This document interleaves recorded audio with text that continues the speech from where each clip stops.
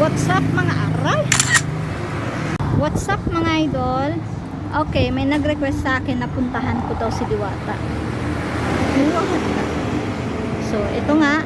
At napadaan tayo dito.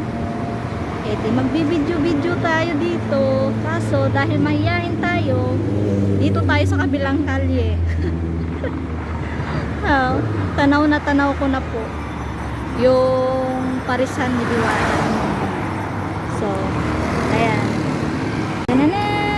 O, diba? Sa sobrang mahiyain ko, dito ko lang nagawang mag-video sa kabilang kalye ako. Tapos yung parisan ni Diwata nasa kabilang kalye din. O, diba? Dami pa rin tao, no? Sikat na sikat talaga si Diwata, no? Diwata! Dito lang ako sa kabila! Oh my gosh.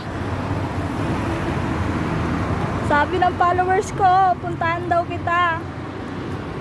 Kaso mahihain akong tao.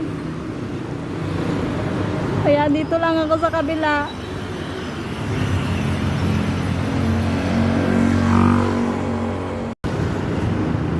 So yun na nga.